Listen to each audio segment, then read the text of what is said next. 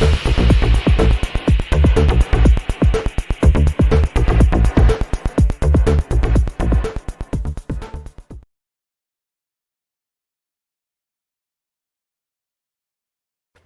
there everybody, welcome to another video. On today's video you have this Mercedes C-Class. This is a 2009 model and it's an estate version, but that doesn't really matter. I'm gonna be showing you how to change the brake light switch. Now the reason I'm changing it is because the one in here is gone faulty, and what happened is that the ESP light came on, and well, all the related sort of ESP issues come when sometimes when this goes potty, you get ESP, maybe no functioning cruise control and that kind of thing. But I'm not really showing you today any of those technicalities. I'm just getting to the point of how to change this brake light switch. It was on my computer as a fault, and when I checked it, it was effectively not functioning. So anyway, we're gonna change it, and then I'll show you how technically how it shows how it works. So to get to it, we have to go into here, obviously, driver side. That's the foot brake there, and the brake light switch is just sitting on up there, but we need to remove this little cover. And to do that, we have 3 Torx screws. I've already removed those 2, and I just have this one here as well. These are like a T20 or so, T20 maybe. I can't really show you because it's faded away from my tool, so I can't tell what it is, but it's definitely not bigger than a T20. So then this panel should hopefully come down a little bit. Don't really have to disconnect anything else. You do have access from here, and the brake light switch is there. So if I can get my light to light up a little bit.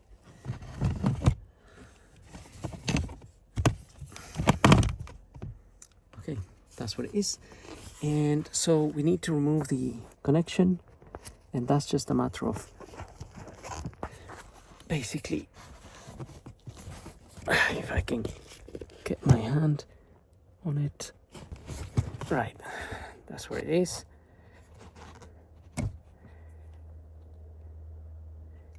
Just get a firm grip on the white bit here and pull it down. It's only clicked in there. There's a tiny little white clip there which goes into that little hole there. So after that, we want to pull this gray part out.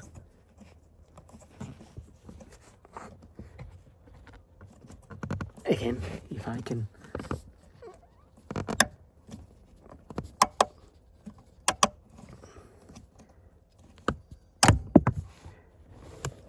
Right, so that should come out. Actually, let me show you the new one.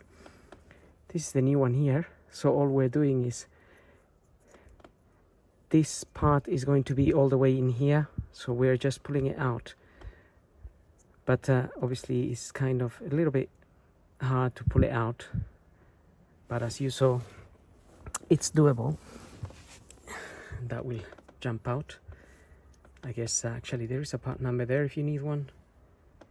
A0015456309. This was about 25 pounds, genuine from Mercedes. And the next part is to remove that white bit there. So if you get something like this, you can just take it out.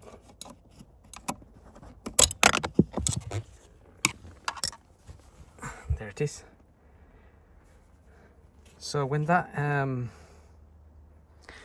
gray bit is pushed in, these clips basically are out. They sort of stick out a little bit. So you couldn't remove these until you remove the gray bit. So now I have the new one. And I think this kind of goes without saying, but you just have to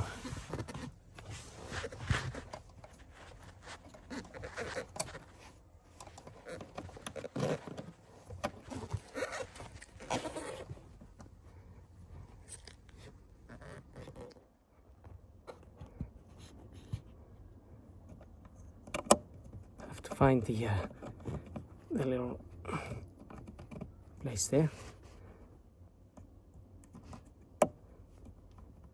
Clip that in, and then push the gray bit in, and then we have our connection.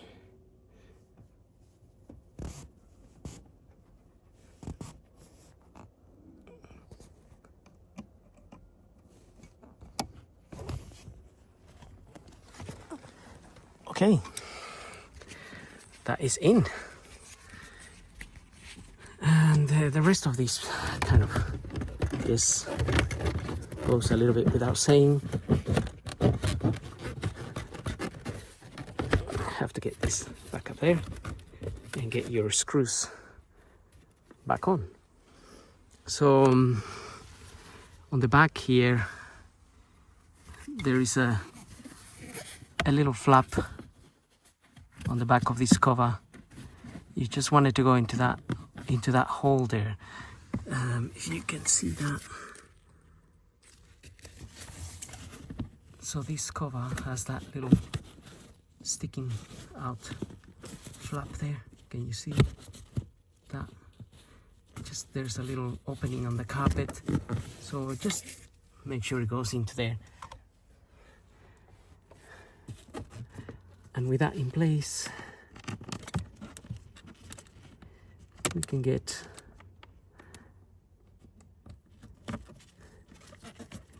our screws back on.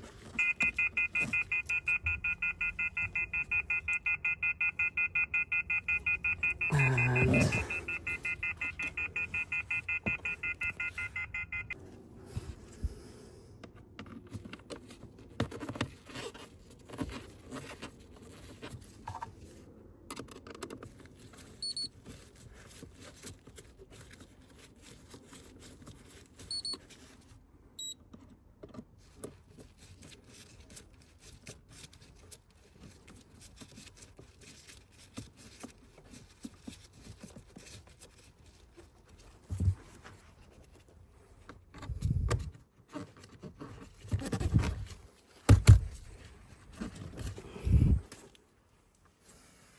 okay, I'm just gonna get those 3 in there, and then I'll show you on the computer.